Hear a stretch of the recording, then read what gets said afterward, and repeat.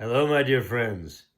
This is Rabbi Aharon Dobinsky coming to you today from the holy city of Yerushalayim, Jerusalem, Israel. I want you to think about your family today, just for a moment. Think about your family, the ones closest to you, mom, dad, brother, sister, nieces, nephews, aunts, uncle, cousins, grandchildren, children. Those are close to you. You get along with all of them, right? You never argue with any of them, right? Life is perfect with them because, after all, they're your family. Now, come on.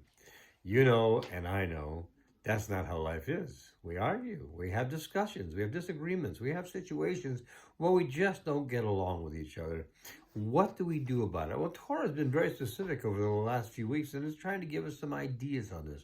What do? We have problems with Ishmael and Yitzchak, and they didn't get along well at all. We have problems with Jacob and Esau, Yaakov and Esau. They didn't get along. They had problems, and they had to work through them. And then, of course, you have Yosef and all of his brothers who didn't like him at all because he was obviously a father's favorite, and they didn't like that. Well, you know something? It gets more than just that, because I'm going to tell you something. There was one person who started the whole world. It was Adam. He was created by the creator of the universe, and everyone came from him. Everyone came from him throughout all the ages, throughout all time. You, me, your parents, your children, everybody came from this one source, which makes us all, yes, it makes us all family. We are family. We're all family. 7.5 billion people crawling over the face of the planet Earth, and we are all family. So what do? Because you can see simply by reading the newspapers these days or watching any kind of news, whether it's the mainstream media or whether it's alternative news, we can see that things are just not working out. As a matter of fact, not only are they not working out, but they seem to be going from bad to worse. Why? Why is it? And what can we do to stop it? Why it is because of personalities. It's personalities. I don't like what he does. He doesn't like what she does. They don't like what they did. And all these things come to the point where now we have a problem. Because depending on how strong we are about our feelings, we know where we can go and we know where we can't go. The thing is, let me ask you a question. Is it really that important to be right all the time? I mean, there are things that you really want to fight for. There are things that are important. God-given rights. I keep hearing people on the news talk about, you don't have the right to do this and you don't have the right to do that. And the fact is, if it's not illegal or immoral, you have the right to do whatever you want to do as long as it doesn't hurt another. Hashem set it up that way. He gave us a thing called freedom of choice. He gave us free will. We can make our own decisions with what we do with everything and where we go with things. So we have the ability at any time to say, I'm not going to do that, or I am going to do that. Do I want to go out? Do I need to go out with a mask? Did somebody say I have to? I don't know. Do you need to? What are you going to do? What's going to happen to you if you don't? Well, there are a series of punishments and there are a series of things in place to stop us from being able to do the things that we have the right to do. But, the fact is, we need to understand that we have the ability to change everything just like that. Just like that. How? Because you see, we don't have to be stubborn. We don't have to dig our heels in. We still have free will. We can change it. When somebody says something, sometimes the best answer is no answer whatsoever. It's better for them sometimes, it's better for us sometimes.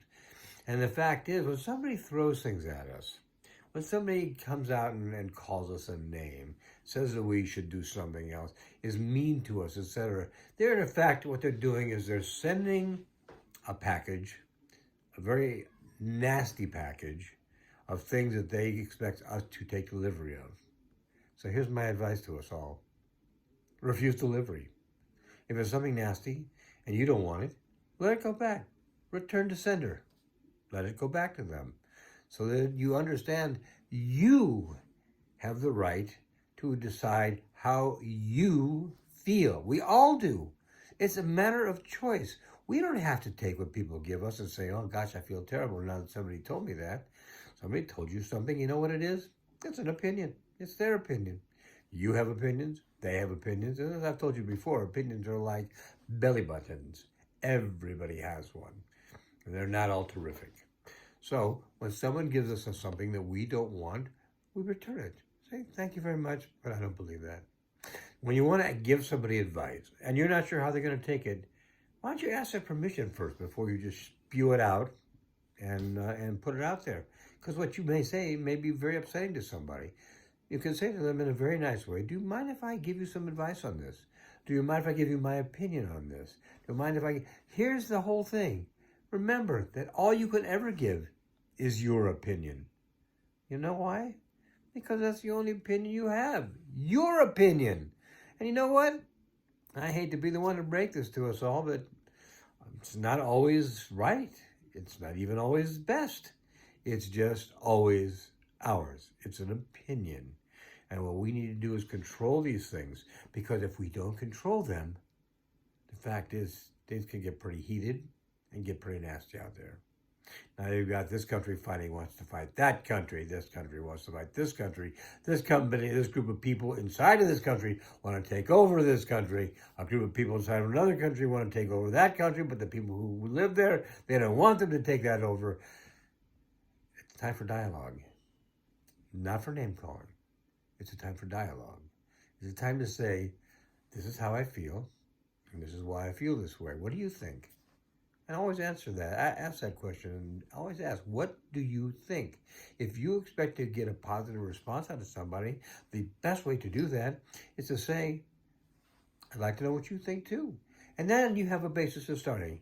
You're at point A, they're at point B, and what you want to do is find a place in the middle, someplace where you can agree. And if you can do that, you can bring peace into your life and into the lives of people around you. And if you start with you, remember we talked about this on personal redemption. Personal redemption. Everybody wants Mashiach. Mashiach now. Everybody wants Mashiach. Mashiach now. What are we doing to get Mashiach? Are we doing the things that it takes?